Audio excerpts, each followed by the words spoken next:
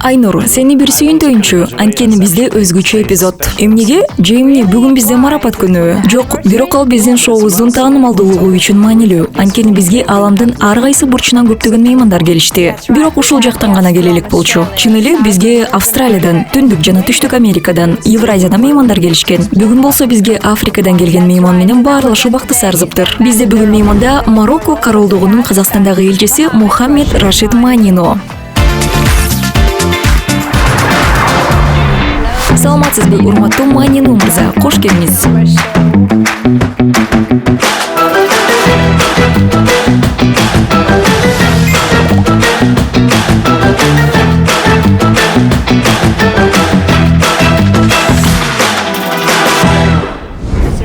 Улуу даражалуу, убактыңызды бөлүп, бүгүн биздин программага келип бергениңиз үчүн терең ыраазычылык билдиребиз. Тамак жасаганга киришер алдында бүгүн эмне тамак жасай турганыбыз тууралуу азын оолак кеп кылсаңыз. Бүгүн биз кускус деген тамак жасайбыз. Ал улуттук даам. Аны Мароккодо ар бир жума күнү белендешет. Эмне себептен жума күнү?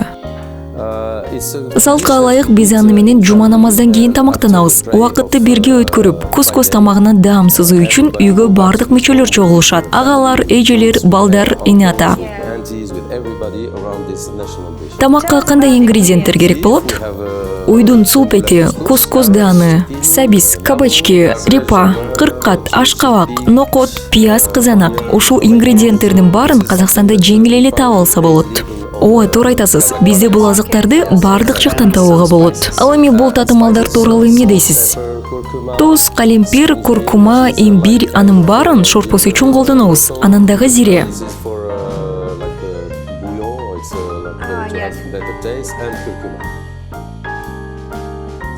Эмесе зейтун майынан баштайлы. Айтсаңыз, Марокко тууралуу эмнени билишибиз керек? Ооба, бизге дагы абдан кызыктуу болуп жатат. Мароккодо айыл чарба катуу өнүккөн. Биз көптөгөн жашылча жемиштерди өстүрөбүз жана экспорттоп келебиз. Ошондуктан биздин өлкө Европага жашылча жемиштерди эң ири жеткирүүчү болуп саналат. Марокконун ар бир аймагы ар кандай жашылчаларга адистешкен жана алардын көбүн Казакстандан таппайсың. Ал эми Марокконун аба ырайы көптөгөн өсүмдүктөрдү өстүрүү үчүн абдан ыңгайлуу. Жыл бою жылуу болуп, ал тургай суук болгондо да бизде суук плюс 10 градус деп эсептелет. Биз дароо калың кийимдерге оронобуз. Чын эле, плюс 10 градус ал анча деле суук эмес да. Ооба, анан элестетсеңер, менин бул жактагы кыш мезгилиндеги сезимимди. Минус 2000 градус, абдан суук. Мен шок болгом. Астанада жашап жатканыңызга канча жыл болду? Мен бул жакка 2022 жылдын 3 айында келгем. Ал эми элчиликте кызмат өтөө мөөнөтү адатта 4-5 жылга созулат. Демек кызмат өтөө мөөнөтүңүздүн жарымы өткөн экен да. Дал ошондой. Сизди Казакстанга элчи кылып дайындагандагы сезимдериңиз кандай болду эле? Мен үчүн ал биздин королдун ушундай жооптуу кызматка дайындаганы абдан чоң сыймык болгон. Эмесе биз алган этти карасаңар, көмүчкө суу куя электе эттин көрүнүшү мындай болгонго чейин кууруп алыш керек болот. Улуу мартабалуум, сиздин бир кесиптешиңизден бир кезекте сиздин шеф ашпозчу болуп иштегениңиз тууралуу угуп калдык эле. Ошол тууралуу кененирээк айтып бере аласызбы? Чын элеби? Кызыктуу. Бул жакта сыр катуу кооптуу сыяктуу. Чынын айтканда, бакалавриатты аяктагандан кийин мен Тулуздагы кулинария мектебине баргам. Ошол учурда биринчи магистрдик билимимди дал ошол Тулузда алып жаткан элем. Бизнес администрирөө жана мейманкана менеджменти программасы боюнча. Мына ошол программанын алкагында ресторандык отелдин ашканасында эмнелер болуп жатканын билиш керек болчу. Дегенкиси бардык отелдерде жана цехтерде сыяктуу эле. Ал эми отель башкаруучусу үчүн план менен сандарды гана эмес, бүтүндөй отелдин жана анын кызматтарынын ишин билүү маанилүү болуп саналат. Анын дипломатия тармагына кандайча келип калдыңыз? Чынында мен туризм тармагында иштөөдөн тажагам. Ошондо каржы программасына тапшыруу менен карьерамды өзгөртүүнү чечтим. Ошентип Марокконун эл аралык финансы университетинде Джорджтаун университети менен биргеликте сунушталган каржы боюнча экинчи магистратуралык программаны бүтүрүп чыктым. Ошондон кийин мен каржы тармагында карьера кураштыра баштагам жана мүмкүнчүлүк жаралганда Марокконун тышкы иштер министрлигинин командасына кошулдум.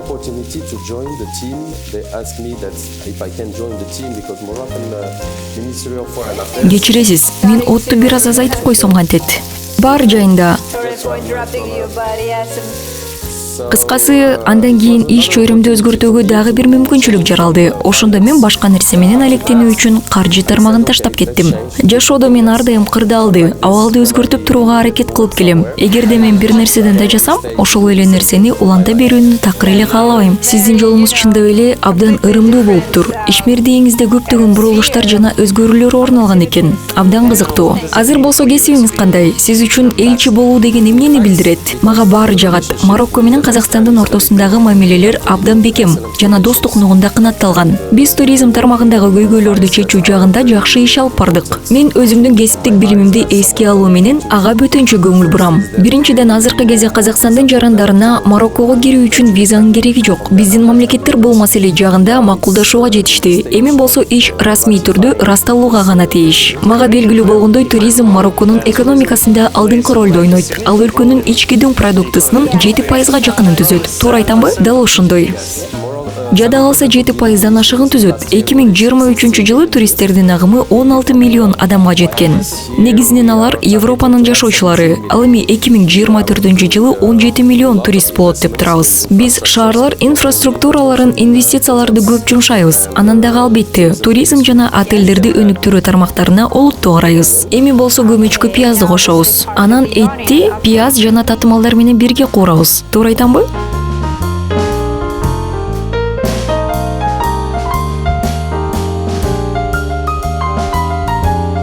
Сиз ингредиенттерди кесипкөй ашпозчудай эле аралаштырат экенсиз. Аракет кылып жатам да, бирок баары бир кесимен жоготуп алдым. Ал деле коркунучтуу эмес го. Камера алдында кетирип алган кемчиликтерди деле көрсөтүп коюу керек да. Урматтуу элчи, дипломат катары иштөө мени ар дайым өзүнө тартып келгенин моюнга алышым керек. Анан дагы сиздин оюңузду билүү мен үчүн кызыктуу болуп турат.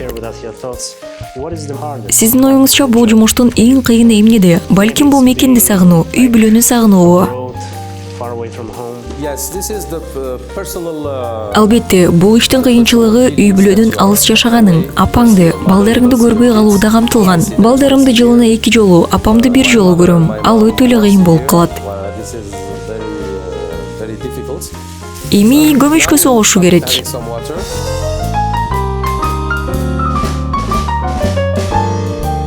Анан бул татымалдарды дагы.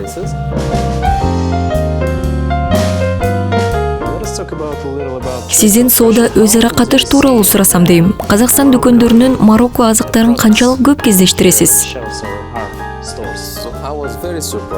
Мен бул жакка келгенде казакстандык ири супермаркеттердин биринен Марокко мандариндерин көрүп абдан таң калдым. Бул багытта бизде өркүндөтүүгө боло турган жагдайлар бар деп ойлойм. Анын үстүнө Марокко ар кыл азыктарды сунуштай алат. Өзгөчө деңиз азыктары сыяктууларды. Биз осьминогду кармап, азык катары сунуштоо жагында алдыңкы орунда турабыз. Биз үчүн кыйла эле бөтөнчө азык. Биз ал азыкты дүйнө жүзү боюнча экспорттоп келебиз. Ал эми бул жакта балык менен деңиз азыктары калк арасында анчейин популярдуу эмес экен. Мен ошону байкадым. Ооба, биздин көчмө мурасыбыз өз ролун ойноп коет. Балыкты аз колдонобуз. Ал эми башка деңиз азыктары биз үчүн экстраваганттуу нерсе. Ага көнгөн эмеспиз. Өзгөчө борбордук Казакстан калкы. Ооба, ал эми батыш тарапта балык кыйла эле популярдуу. Ал жакта Каспий деңизи турат. Эми болсо көмөчкө кызанакты салабыз. Алар жакшы дымдалышы керек жана толук жумшарышы зарыл. Ал убакыт талап кылат. Айтсаңыз, Мароккодун негизги туристтик жайлары кайсылар? Эң популярдуу жери Маракеш. Азыркы күндө ал жака көптөгөн авиа каттамдар бар. Эгерде жол кагазын Европадан бир нече ай мурда сатып алсаң, анда Маракешке чейин болгону 35-40 еврога жетсең болот. Баалары абдан жакшы экен. Жада калса аэропортко чейин такси, Мароккого чейин жол кагазынан кымбат болушу мүмкүн. Өзүңүздөр байкагандай, мен акырындык менен башка жакшылчаларды сала баштадым. Ал эми эйт болсо дагы эле курулуп жатат. Эң сонун, элчи мырза, Казакстан менен Марокко ортосунда туристтик мамилелерди өнүктүрүү үчүн өкмөттөр аралык деңгээлде кандай чаралар көрүлүп жатканын айтып берсеңиз. Биринчи кадам визасыз каттамдарды орнотуу болгон. Ага 2 жыл аралыгында мамлекеттер ортосундагы сүйлөшүүлөр аркылуу жетише алдык. Ар бир тараптын өзүнүн пикири бар, аларды эске алууга умтулушат. Ошондуктан сүйлөшүүлөр созулуп кетти. Бирок акырында келип казакстандыктар Мароккого визасыз бара ала тургандай жагдай түптөлдү. Менимче алар Мароккого кызыгын арттырып жатышат. Анткени казакстандыктарга саякат аркылуу жаңы нерселерди таанып билүү абдан жагат. Мен баарлашкандардын баары эле аларга Дубай, Шарм-эль-Шейх, Түркия сыяктуу багыттар тажатып жибергенин, өздөрү үчүн жаңы нерсени ачып алууну каалап жатышкандыктарын айтышат.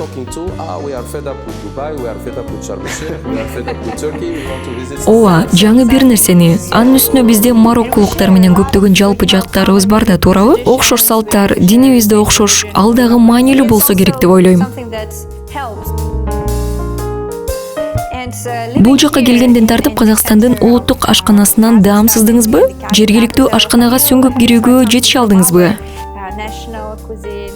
Сизге эмнеси көбүрөөк жакты? Албетте, мага казакча эт жакты. Ал эми Актоого барганда казакча этти балык менен жасап беришти. Сиз аны балык менен да даамдап көргөнгө жетиштиңизби? Эң сонун. Анан мага чучпара жагат. Камырдан жасалган тоголок нерселер. Атын унутуп калдым. Боорсок? Ооба, боорсок болушу мүмкүн. Бизде Мароккодо да ошого окшош азык бар. Ал да тоголок. Болгон ортосунда тешиги бар. Бирок даамы окшош. Ошондуктан бул жакта өзүмдү үйүмдөгүдөй эле сезем. Башкача айтканда, формасы жагынан алар пончик сыяктуу экен да. Дал ошондой, эң сонун. Биз кинзаны коштук. Эми болсо бул жактан кускус үчүн бир аз соус куюп алабыз. Кускусту салабыз. Аны даярдоо жеңил, макарон сыяктуу эле.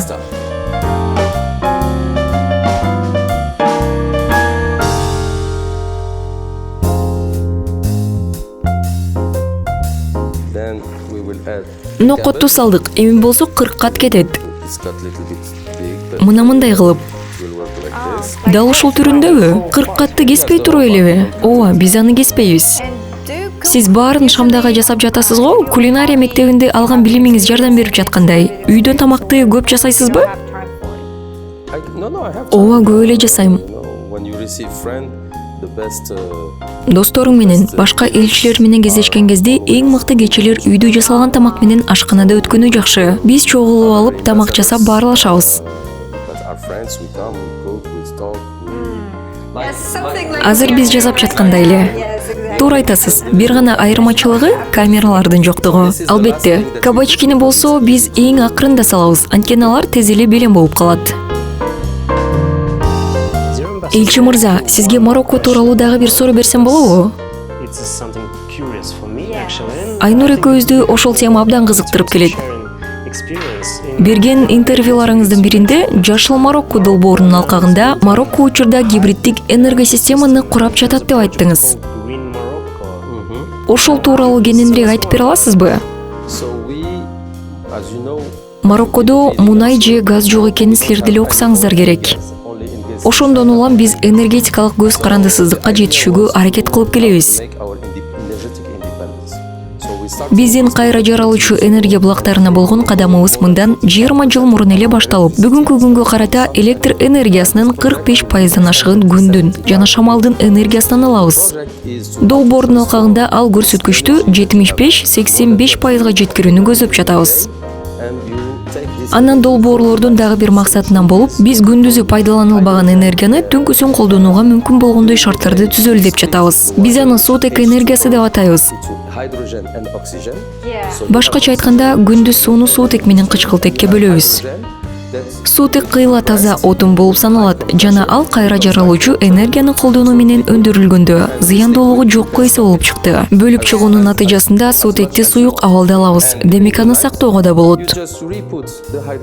Ал эми түнкүсүн ошол суутекти кайра кычкылтек менен кошуп, түнкүсүн колдонула турган энергияны жаратуу мүмкүн. Мына ушундай процесс аткарылат. Мыкты ойлонуштурулган экен. Ал дагы Казакстан үчүн мыкты үлгү болот деп ойлойм. Анткени бизде мунай жана газ бар болсо да, биз 2060-жылга чейин көмүртектин нейтралдуулугуна жетишүүгө аракет кылып жатабыз. Биз жашыл суутекти өндүрүүнү бул жакта, Маңгыстоо областында жолго коюуну мерчемдеп жатканыбыздан кабардар болсоңуз керек. Ал багытта олуттуу потенциал бар. Жалпысынан кайра жаралуучу энергия булактарын пайдалануу сыяктуу эле.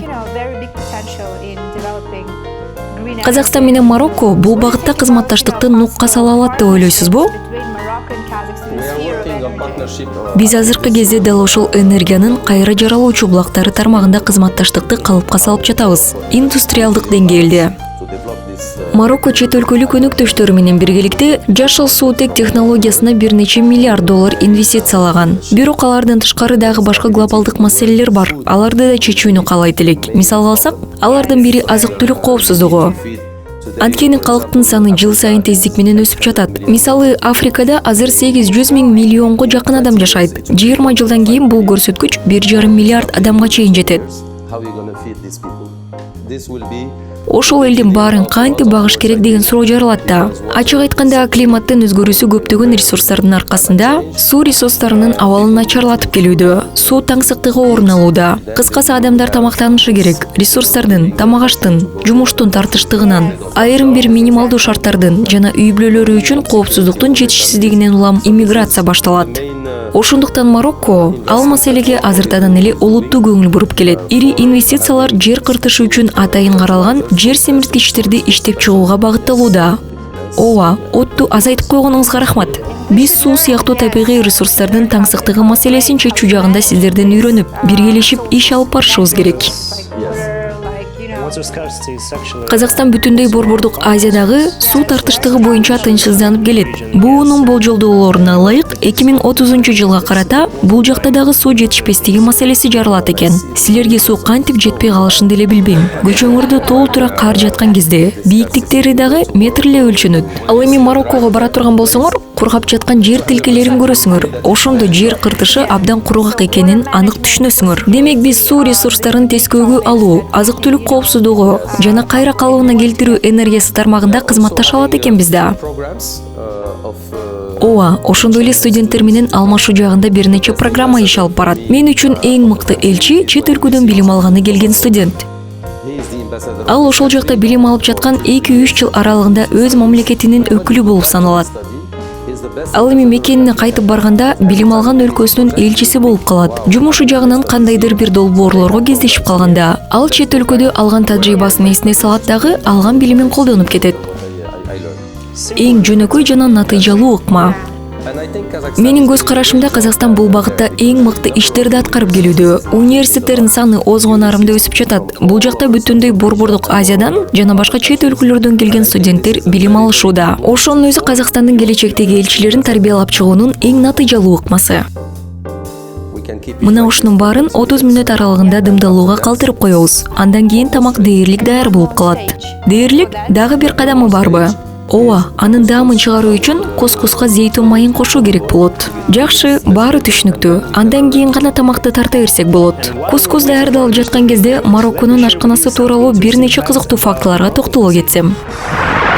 Улуу соода жолдору доорунда Марокко Сахара чөлүн кесип өтүп жаткан кезде гербендер үчүн маанилүү роль ойногон. Марокко аркылуу ар кыл татымал, кошулмалар, чайлар жана экзотикалык жемиштер өткөн. Алар Марокко ашканасына эстен кеткис таасирин тийгизген. Мына ушул соода байланыштарынан улам Индиянын татымалдары жана Кытайдан келген кант сыяктуу жаңы ингредиенттер кабылданып, алар бүгүнкү күндө Марокко ашканасынын өзгөчөлүгү болгон татаал жана көп кырдуу тармактардын калыптанышына салымын кошкон. Жалбыздан алынган чай 19-кылымда Британиянын таасиринен улам өлкөдө популярдуу болгонуна карабастан, марокколуктар аны өздөрүнүн бөтөнчөлүгүнө кошуу менен сүйүктүү маданий салтына айлантып алышкан. Жалбыздан жасалган чай Марокконун меймандостугунун символуна айланган. Ал эми анын өзгөчө тартуу ыкмасы чоң бийиктиктен ичке куюм менен чай коюу. Келгендер меймандардын көз жоосун алат. Арган майы, ал суюк алтын катары дагы таанымал. Ал дагы Марокконун дагы бир кенчи. Марокко арган майы өсүп чыккан дүйнөдөгү жалгыз жай болуп саналат. Ал эми май болсо бекем сакталган салтка гана алынат. Негизинен аялдар тарабынан. Мына ошол майдын 1 литрин алуу үчүн болжол менен 30 килограмм жемиш талап кылаарын билчү элеңер. Арган майынын бир нече тамчысы гана салаттар менен тамактарга укмуштуу жит бере алат. Ошонун өзү аларды милдеттүү түрдө кошулуучу татылмаларга айландырган.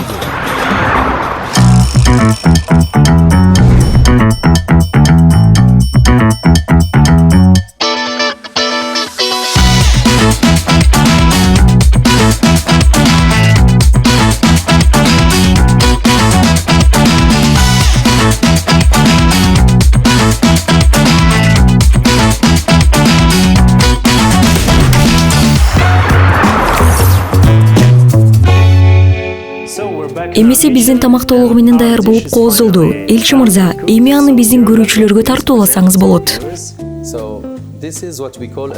Мына бул идиш тажин деп аталат.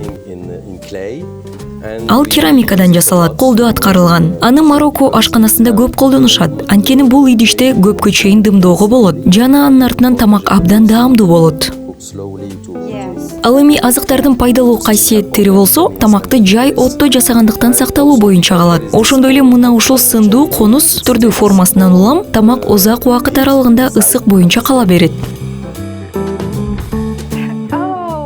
Кандай гана коозук. Карагылачы биздин тамак кандай болгонун. Улуу мартабалуу. Эми сизди дасторконго чакырууга уруксат бериңиз. Биргелешип ушул кереметтүү тамактан даамсыз алы. Эң сонун.